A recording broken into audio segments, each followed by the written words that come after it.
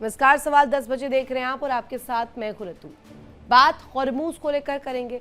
Hormuz के बाद अब लाल सागर भी बारूद के मुखाने पर खड़ा है। ईरान पर आरोप है कि इसने चुपचाप अपने टॉप सैन्य कमांडर्स, मिसाइल विशेषज्ञ और ड्रोन सिस्टम से जुड़े उपकरणों को यमन भेज दिया है। दावा है कि इस मदद से हूती विद्रोही लाल सागर में अपनी ताकत बढ़ा रहे हैं और निशाने पर है सऊदी अरब से जुड़े जहाज। रॉयटर्स की एक रिपोर्ट के मुताबिक 13 जुलाई को तेहरान से एक विशेष उड़ान के जरिए IRGC के अधिकारी सैन्य उपकरण और कथित तौर पर फंडिंग के लिए सोना भी यमन पहुंचाया गया। अगर ये दावे सही साबित होते हैं तो इसका मतलब सिर्फ इतना नहीं कि यमन का युद्ध तेज होगा, बल्कि पूरा पश्चिम एशिया एक और बड़े समुद्री संघर्ष की तरफ आगे बढ़ सकता है। उधर हूती पहले ही सऊदी अरब की नौसैनिक घेराबंदी का ऐलान कर चुके हैं। लाल सागर में सऊदी से जुड़े तेल टैंकर्स पर हमले का दावा भी कर चुके हैं और ऐसे में सबसे बड़ा सवाल खड़ा होता है कि क्या ईरान अब सीधे नहीं बल्कि अपने सहयोगी नेटवर्क के जरिए नया मोर्चा खोल रखा है।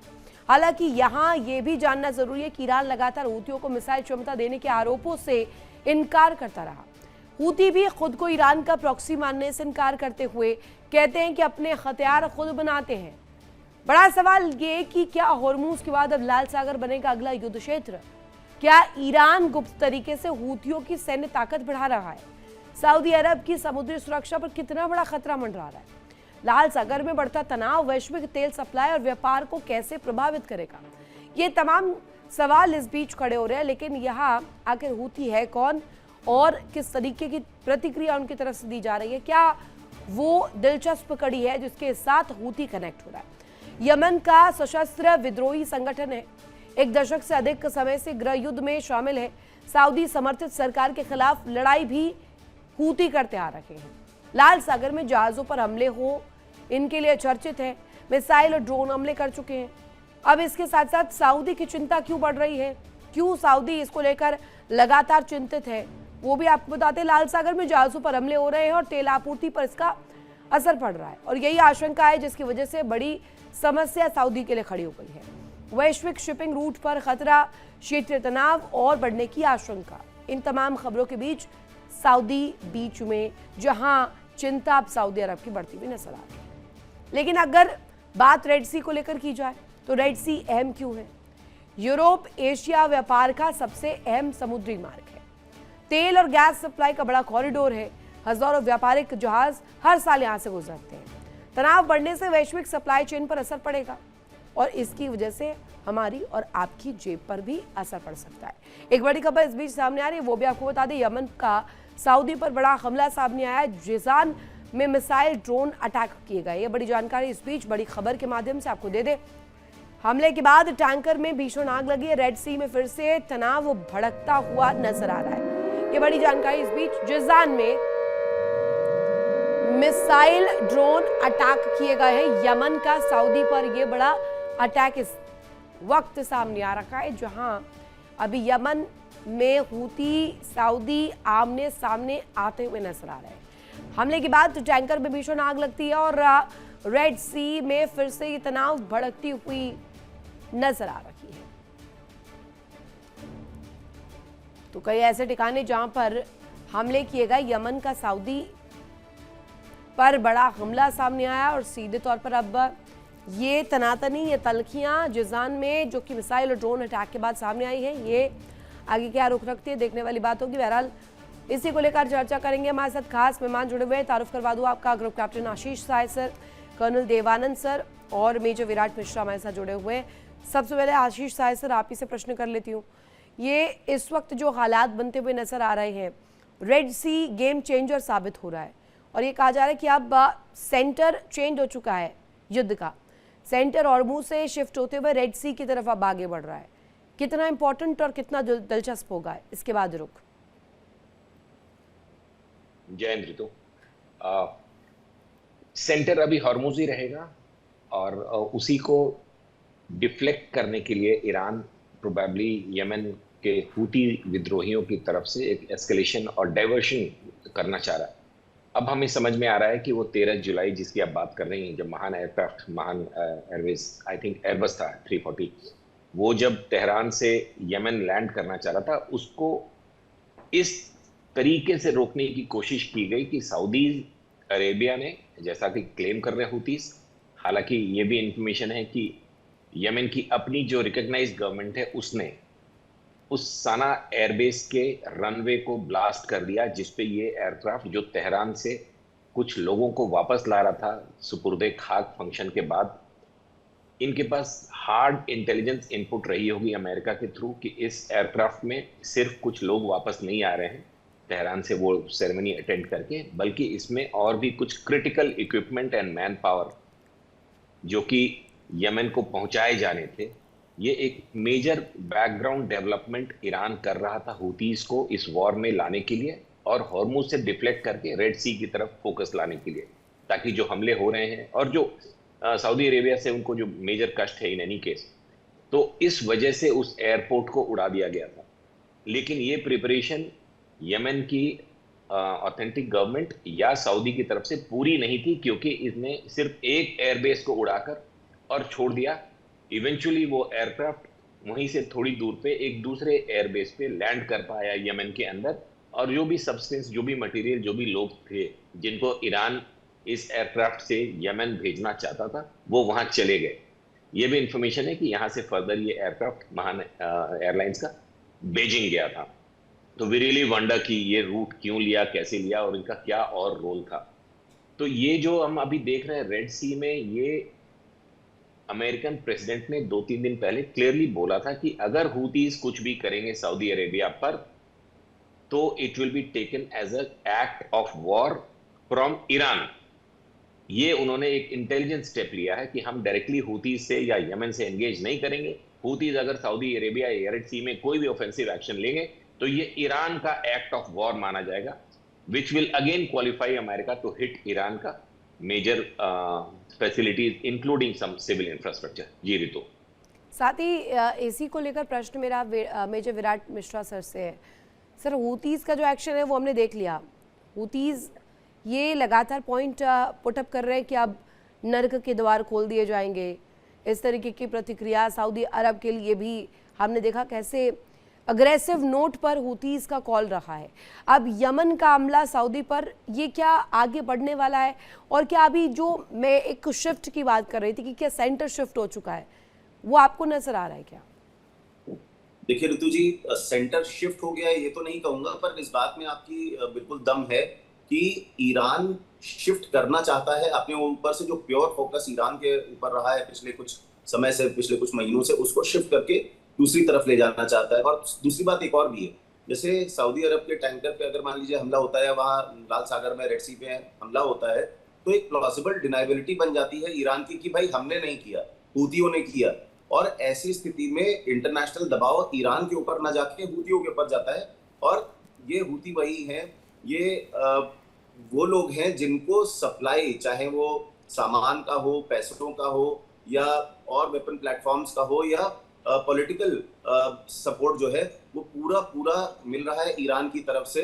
और ऐसी स्थिति में ईरान अपने आप को मजबूत भी कर रहा है। किस तरीके से? देखिए, अमेरिका ने भी अपने बेसिस पूरे मिडिल ईस्ट में बनाए हुए हैं, उसी तरीके से ईरान के भी सपोर्टर्स हैं बाकी और देशों में, और यमन में खास तौर से वहां पे ये जो हुती हैं, ये भी देखिए एक ही शिया धर्म के ही एक अलग सेक्ट से ये बने हुए हैं। और इनका बहुत सालों इन्होंने हुतियों के जो पूर्वज रहे हैं, उन्होंने रूल किया था यमन को, नॉर्दर्न यमन को खास तौर से। और बाद में आने वाले समय में इनको साइडलाइन कर दिया गया, और उसके बाद से इन्होंने हथियार उठाए हुए हैं और लगातार संपर्क में हैं ये ईरानियों के। वहां से इनको पैसा, सपोर्ट, हर तरीके का मदद मिलती रही है। और ये कहीं ना कहीं चिंता बढ़ाता है सऊदी अरब की। क्यों? क्योंकि जो सारा फोकस लगा हुआ था ईरान पे, अमेरिका का भी, वो कहीं ना कहीं शिफ्ट होता दिख रहा है। ये नहीं कहूंगा कंप्लीट शिफ्ट हो रहा है, बट ये कुछ मायनों में शिफ्टिंग जरूर हुई है। और आगे भी ईरान चाहेगा कि पूरा जो फोकस है वो अमेरिका का ना बना रहे ईरान के ऊपर, और बाकी जो उसके सपोर्टर्स, जो ये ग्रुप्स है, इनके ऊपर भी कहीं ना कहीं माल, तेल, जो भी पैसा है वो उनको सप्लाई मिले, और उससे वो अमेरिका को और बाकी उसके जो सहयोगी राष्ट्र हैं उनको छका पाए। जी बिल्कुल जी। साथ ही इस पर सवाल मेरा देवानंद सर से ये कि देवानंद सर, ये ईरान क्यों बैक कर रहा है हुतीज को? ठीक है आपके प्रॉक्सी हैं, लेकिन सऊदी के अगेंस्ट ये बैक करना ये एक अलग स्ट्रेटजी नहीं लगती आपको? जी देखिए, सबसे पहले आपका धन्यवाद। और जहां तक आपके सवाल का प्रश्न है, देखिए मैं ये मानता हूं कि जो प्रॉक्सीज हैं ईरान ने या आईआरजीसी ने कहूंगा, उन्होंने तैयार इसी दिन के लिए किए थे। अब ये मुझे समझ में नहीं आता कि दुनिया क्यों बार बार इस चीज से अनदेखी करती है कि ईरान वो राष्ट्र है जिसको कब्जा कर रखा आईआरजीसी ने, और आईआरजीसी ने प्रॉक्सीज पाल रखे हैं, हमास, हूती, हिजबुल्लाह, शिया मिलिशिया। तो ये अपना एक जगह देखिए वेपनाइज करना ये एक्सपेक्टेड था, पर ये कौन लोग थे जो ये कहते हैं कि नहीं भाई ये क्यों कर रहा है? अरे भाई उसने तैयारी इसीलिए किया है, उसने समय दिया है, उसने उनको पाला है, पोषा है, पैसा दे रहा है। पर अब आपका सवाल आता है कि सऊदी अरेबिया के साथ क्यों? देखिए हमें समझना पड़ेगा कि सऊदी अरेबिया, पाकिस्तान, तुर्की, ये सारे वो लोग हैं जो सुन्नी कल्ट के हैं, ये सुन्नी मुसलमान जो विचारधारा के राष्ट्र हैं। ईरान है वो शिया है, और जहां जहां आपने देखा ये रेड सी का जो है और अपना हॉर्मुज है, और यहाँ ये इलाके में इनके शिया बाहुल्य है, जहां पर इन्होंने अपने आईआरजीसी ने अपने मिलिशिया ग्रुप्स तैयार कर रखे हैं। अभी युद्ध चल रहा है, तो युद्ध में तो हर प्रकार का गतिरोध वो इस्तेमाल करेगा जीत के लिए। और जो सऊदी अरेबिया, देखिए सऊदी अरेबिया में आज के दिन अगर देखें तो मक्का, मदीना, जो ये इस्लामिक और ये इनके वर्चस्व की लड़ाई थोड़े दिन के लिए एक साथ आ सकते हैं। हम कहते हैं 52 मुस्लिम राष्ट्र हैं, एक साथ हैं, कोई एक साथ नहीं है साहब। ये अपनी ताकत दिखा रहे हैं, बट अंदरूनी जो इनकी जो है, देखिए सऊदी अरेबिया और पाकिस्तान ने समझौता किया, और समझौता भी ये किया कि जबकि at the same time Pakistan Iran से चर्चा कर रहा था अमेरिका की तरफ से, और हम सब जानते थे कि पाकिस्तान का आईएसआई और जो आईआरजीसी है, दोनों एक तरह आतंकी संगठनों को समर्थन करते हैं, और वो समर्थन करते हैं तो इसीलिए वो दोनों America was rightly using them. और अब जो आईआरजीसी इस युद्ध के अंदर, क्योंकि सऊदी अरेबिया को अमेरिका ने बोल दिया कि उनका न्यूक्लियर कोलैबोरेशन करेंगे और एनर्जी के लिए वहां वो लगाएंगे, तो देखिए ये वो अब तो ये गेम प्लान है क्या आनंद से? गेम प्लान है क्या ये बिल्कुल गेम। मैं तो ये देखिए शुरू से मानता हूं, और जिस आदमी को इस विषय की ज्ञान है, जो अपने आप को ज्यादा सेकुलर का ढिंढोरा पीटते हैं ना हिंदुस्तान दुनिया में, सेकुलर, ये क्लैरिटी है, ये शिया वर्सेस सुन्नी की एंड में लड़ाई होगी। और अमेरिका का इंटरेस्ट, अब मैं उस पर नहीं जाऊंगा, क्योंकि अमेरिका युद्ध कर रहा है, अमेरिका इतनी दूर बैठा है, उसका कुछ भी ईरान नहीं बिगाड़ सकता। देखिए आज 13वां दिन है, 13वां दिन ईरान का धुआं धुआं कर दिया अमेरिका ने। हाँ ठीक है, थोड़ा लड़ाई होती है तो ताकतवर आदमी को भी एक थप्पड़ लगता है, तो अमेरिका का भी कुछ नुकसान होगा, पर सऊदी अरेबिया को इस युद्ध में ओपनली लाने का, और देखिए बड़ी इंटरेस्टिंग चीज है, इजराइल इसमें कहीं नजर नहीं आ रहा है, बिकॉज अब गेम प्लान इनका चेंज हो रहा है। ये कोई स्ट्रेटेजी ऐसी तैयार है कि इनको आपस में उलझाओ, और ईरान तो वैसे ही देखिए नहीं, तो फिर इसके बाद मैं प्रश्न करूंगी साहिर सर से। साहिर सर, ये डेलिबरेटली तो नहीं किया गया है कि ईरान को और सऊदी अरब को उलझा दिया जाए, वैसे ही कमजोर पड़ जाए, हूतियों को इसमें उलझा दिया जाए? साहिर सर, एक प्रतिक्रिया आपकी। ये डेलिबरेट है, लेकिन ये डेलिबरेट है आईआरजीसी की तरफ से। उन्होंने in absence of a good leadership, I don't consider कि जो एग्जिस्टिंग लीडरशिप है आईआरजीसी की, उनके पास कोई ज़्यादा डेप्थ है ऑफ नॉलेज या स्ट्रेटजी बिल्डअप करने की। वो स्टेप बाय स्टेप जा रहे हैं, they are playing it day to day, कि आज क्या हुआ उसके रिप्लाई में, कोई लॉन्ग टर्म नहीं। इसी में मुझे लगता है कि ये एक मिसकैलकुलेशन है उनका, कि अगर हम हूती से रेड सी की तरफ या सऊदी की तरफ एक नया मोर्चा खोल देंगे तो हमारा हॉर्मुज की तरफ से डिफ्लेक्शन हो जाएगा कंसंट्रेशन का। ये एकदम बेवकूफ़ी पूर्ण स्टेप है। उन्होंने जिस तरह से इस स्टेप को इनिशिएट किया है 13 जुलाई को, उसके पहले की उनकी क्या सोच थी, किस लेवल के ये लीडर्स हैं जो इस तरह का कुछ करना चाह रहे हैं, ये अभी भी क्वेश्चन में है।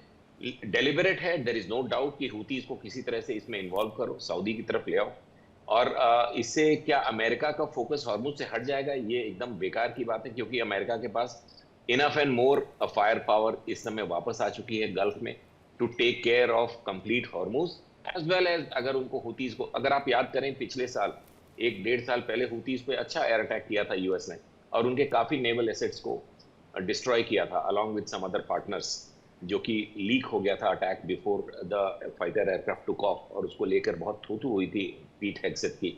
तो उस समय से हूतीज अमेरिका के टारगेट पे हैं। हूतीज को डिस्ट्रॉय करने का भी एक पूरा प्लान पेंटागन के पास होगा, लेकिन अभी वो इस पे चुप बैठे थे। तो इस समय हूतीज को ट्रिगर करना IRGC की थिंक टैंक का एक ब्लंडर मानता हूं मैं, क्योंकि they are not going to gain anything more than further dividing the Gulf, जो कि अमेरिका का इवेंचुअली हेल्प करेगा। अगर गल्फ में और जितना मंसूबा भी क्या हम है, देख रहे थे, मंसूबा क्या है, नीति क्या है इसमें, ट्राई क्या कर ये रहे है हैं? सिर्फ किसी तरह से जो गल्फ कंट्रीज हैं उनको ये बताना कि तुम अमेरिका के साथ रहोगे तो you will be at trouble. जैसा कि अब्बासी ने लिखा था कि अगर हम तेल नहीं बेचेंगे तो कोई तेल नहीं बेचेगा, अगर हम सेफ नहीं है तो कोई सेफ नहीं है। इस तरह का कोल्ड ब्लडेड थ्रेट दिया था उन्होंने गल्फ कंट्रीज को, और ये उसी को फर्दर कर रहे हैं कि हम सऊदी को भी मारेंगे, UAE को भी मारेंगे, बहरीन को भी मारेंगे, नहीं तो तुम इवेंचुअली। ये वही थॉट प्रोसेस है ऋतु जो आज से दशकों से चली आ रही है कि Iran must dominate, Shias must dominate. इनकी ये डाई हार्ड थिंकिंग है, इनको जब तक क्रश नहीं कर दिया जाएगा तब तक ये बरकरार रहेगी। जी ऋतु, एक डेडलॉक तो नहीं बन जाएगा मेजर विराट ये? देखिए, डेडलॉक से ज्यादा मैं थोड़ा सा बस ये कहना चाहूंगा कि ये लड़ाई आज की नहीं। यमन में जब से हूती आए हैं तो ये लगातार हमला करते रहे, और एक बहुत लंबा और एक पोरस बॉर्डर शेयर करता है यमन और सऊदी अरेबिया। ऐसी स्थिति में आप देखिए 2015 में भी अगर आपको ध्यान हो तो ऑपरेशन डिसाइसिव स्टॉर्म चलाया था सऊदी अरेबिया ने इनके ऊपर हमला करने के लिए, हूतियों के ऊपर। और तब से ये जो इनकी लड़ाई है ये बहुत लंबी खिंच चुकी है, सालों इनके बीच में ये स्टेलमेट चला है। ऐसी स्थिति में इसको मैं सिर्फ आज का ये गेम प्लान मान लूं, ये मैं नहीं मानता। वर्षों से ये लड़ाई चल रही है, वर्षों से सऊदी अरेबिया के जो एसेट्स हैं उनके ऊपर हमला किया है हूतियों ने, और सऊदी अरेबिया ने भी पलटवार किया है यमन में हूतियों के ऊपर। इनके ऊपर ड्रोन हमले किए, इनके ऊपर मिसाइल अटैक्स किए। आपको याद होगा कि सऊदी अरेबिया का जो अरामको, इनकी जो बहुत बड़ी कंपनी है, तेल कंपनी है, उसके ऊपर भी हूतियों ने हमला कर रखा है। और आज से नहीं, हम लोग वर्षों से ये पढ़ते आ रहे हैं। तो ये कोई नया, बिल्कुल आप कहिए कि बिल्कुल ग्रीन फील्ड डेवलपमेंट है, ऐसा नहीं है। ये ऐसी चीज है जिसमें ईरान पहले से इन्वॉल्व रहा है, उन्होंने इनको पाला पोसा है और बहुत सालों से इनको सुदृढ़ करने का प्रयास रहा है कि जिस दिन लड़ाई लगेगी तो ईरान के पास भी अपने ऐसे लोग होंगे, ऐसे ग्रुप्स होंगे जो आप देख पा रहे हैं आजकल की लड़ाई में, चाहे हिजबुल्ला हो, चाहे वो हुतीस हो और हमास हो, इनको लगातार पोषित किया गया, पल्लवित किया गया है। नहीं तो यही है, अभी तो वही दिख रहा है ग्राउंड पर, हालात यही बनते हुए नजर आ रहे। सिर्फ मिसाइलों की गूंज है, ड्रोन्स चल रहे हैं, साथ ही साथ डिप्लोमेटिक टर्म्स में भी ऐसी मिसाइल चल रही हैं जिसमें हम देख रहे हैं कि एक बहुत बड़ा धड़ा जो है अब लिप्त है इस बात को एनालाइज करने में कि आखिर होने क्या वाला है।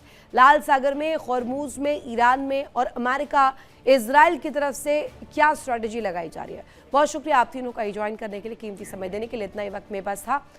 फिलहाल रुकेंगे एक छोटे से ब्रेक के लिए। आप बने रहिए इंडिया डेली। देखिए इंडिया डेली 24/7 अब आपकी स्मार्ट टीवी पर। इंडिया डेली मौजूद है सभी डिजिटल प्लेटफॉर्म पर लाइव और लगातार। इंडिया डेली 24/7 हर दिन राष्ट्र को समर्पित।